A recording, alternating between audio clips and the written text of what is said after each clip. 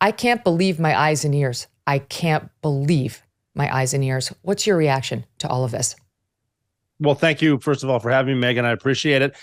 There's a lot of thoughts in there. I mean, they obviously got scrambled just now listening again to the voices of the people saying goodbye to their loved ones when the only thing that mattered to them was love for their family and their tight circle that they have. And none of the other stuff mattered anymore because it's all about to end. The realization that it's all over. Everything that you thought mattered no longer matters. Your credit card debt doesn't matter. The mortgage doesn't matter. It just matters that someone knows, that your mom knows that you love her, that you can hear her voice and things like that. And then I think about how a lot of people the age of the TikTokers, they're acting surprised that they just read this letter and they're almost acting insulted, like nobody showed me this.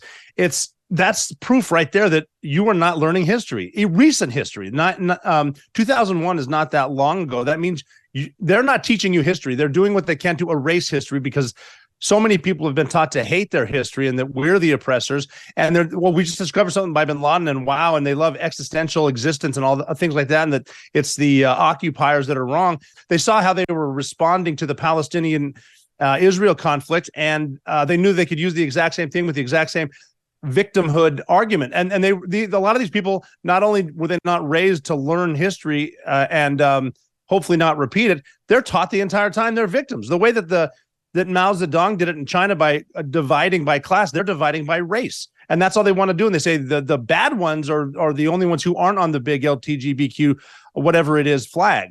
They're learning victimhood. They're learning that they're trying to be taught through propaganda on TikTok that bin Laden was a victim himself. And so are these conquered lands that they call them, where we have our bases, and that American taxpayers by paying taxes are also legit military targets, because that's the only thing we understand is that. And I mean, this is precisely the reason that I've said they should, before the Pledge of Allegiance in public schools in this country that are funded by federal taxpayers, they should be forced to watch 10 minutes of 9/11. Hopefully not forced, because that sounds authoritarian, but the way that they're pumping this propaganda into them, that's forced right there. And these people have no idea what they're talking about.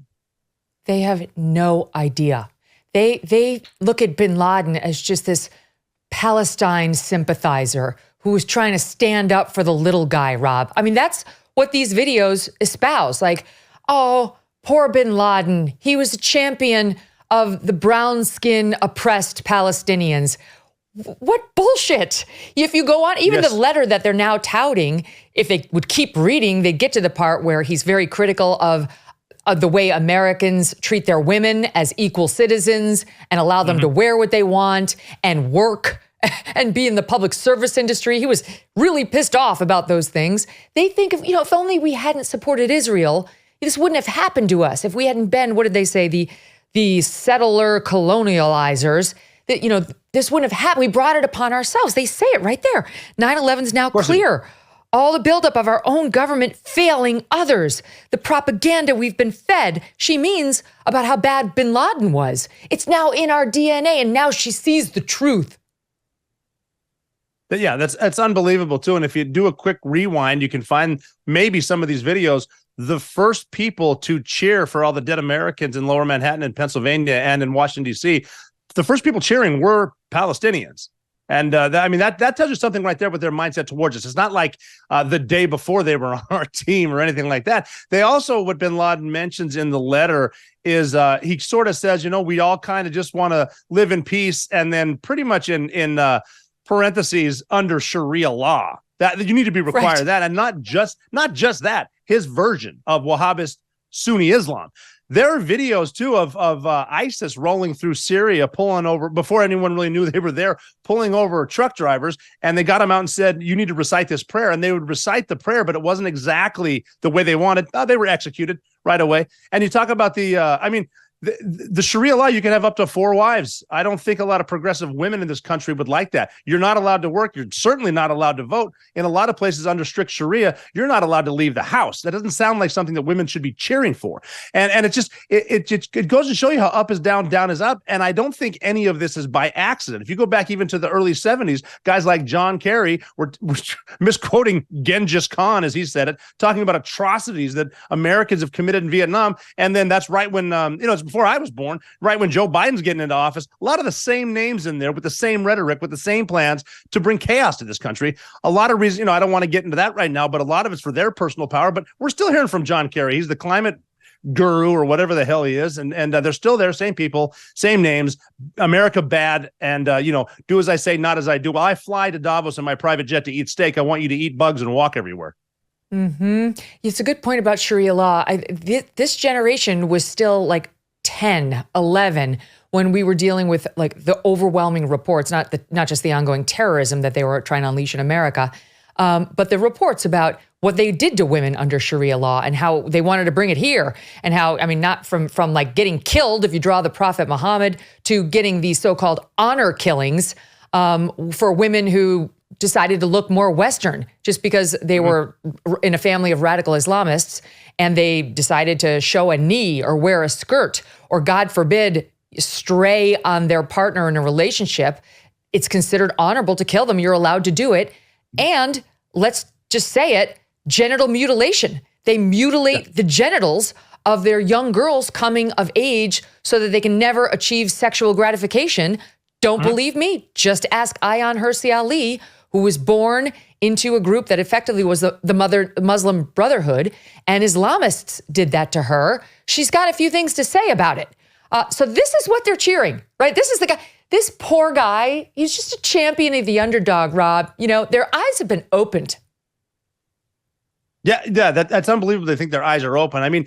They're very, very astute on the internet. So I recommend that they go look at videos and just find out the difference between getting stoned here and getting stoned in Pakistan. Not very cool. And that's simply because maybe they saw a woman's ankle, and that's when they put, bury them in a hole, keep their head out, and the men of the town throw rocks at their head until they kill them. And that's normal. There's been honor killings here in the United States because the dishonor that a young girl for not dating someone in their strict sect of Islam is not doing. And the genital mutilation, they're making sure women cannot enjoy sex because they're not supposed to. They are there simply to pump out babies, period. That's it. Yeah, and Sharia law, I've seen it. It's not a pretty sight. And it seems like everywhere the radicals go, they never want to assimilate with the society. They want to bring it to them, and they're going to conquer the world. We've had people like Muammar Gaddafi from Libya, who was killed in the Arab Spring, say that we, meaning the Muslim world, are going to conquer the West, and we won't need to fire a shot because they know that they're going to move to places, they're going to infiltrate, and they know that we're so weak as a society because of political correctness. Like, look at the attacks on October 7th. Pretty soon the White House is saying, well, we got to watch out for Islamophobia.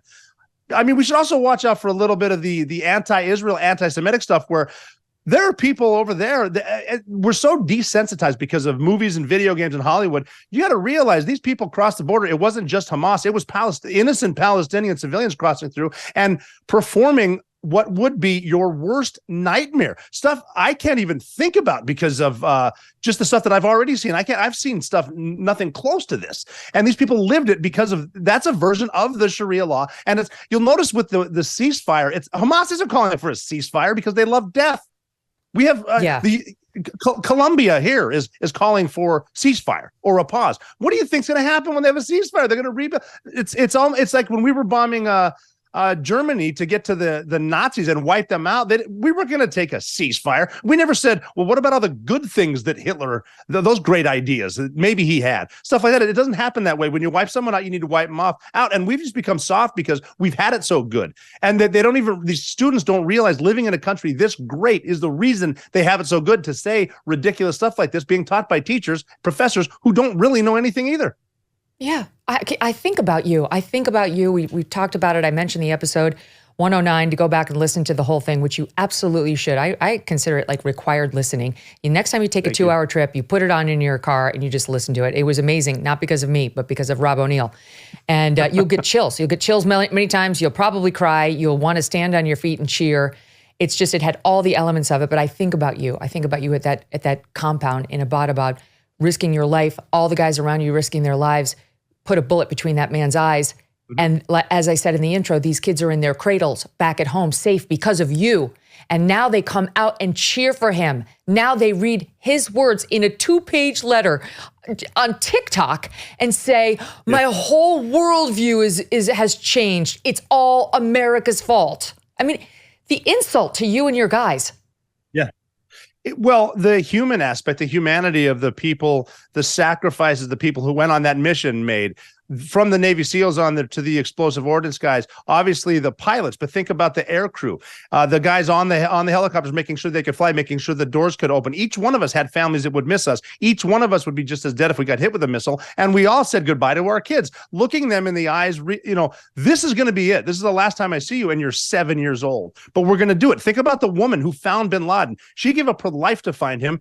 No husband, no kids, nothing like that. She did everything 7 days a week, pretty much 20 hours a day, because she knew what an asshole this guy was and how bad we needed to catch him, simply to kill him, get rid of the what he was running to try to hurt everybody, but most importantly, to prove that we could, to prove that we have patriots in this country. And that's what I think we're losing right now. I mean, we have the state of California turning California into even a more communist state, just because the biggest communist in the world is coming here, and they're kissing his ass. And they're making, we'll make deals with climate change, blah, blah, blah, buy our stuff. That's all they're doing. And they see the weakness. They see what they've done. This was the plan the entire time. And we're sooner than I thought that we are seeing the effects of the infiltration of actual fascists, who were, by the way, very good at admit nothing, deny everything, make counter accusations about they're blaming other people for the stuff that they're doing. It's all happening at once. I'm surprised about the bin Laden thing, but hey, he played the victim card. Now the victims are just jumping in the big victim boat with him.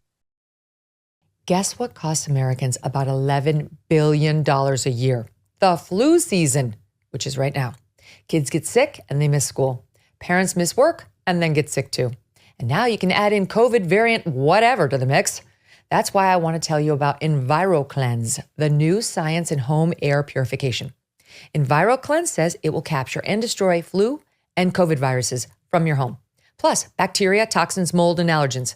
EnviroCleanse technology is so powerful, it was chosen to purify the air systems on board Navy ships and subs. EnviroCleanse helps keep our servicemen and women healthier. And EnviroCleanse is the only home air purifier that promises you and your family better health by helping clear your home of cold, flu, and COVID viruses. Also, I got you a 10% discount to get one. Go to ekpure.com, ekpure.com, use promo code Megyn. Promo code Megyn at ekpure.com. Hey, thanks so much for watching. If you like what you just saw, hit the subscribe button for more clips and full episodes.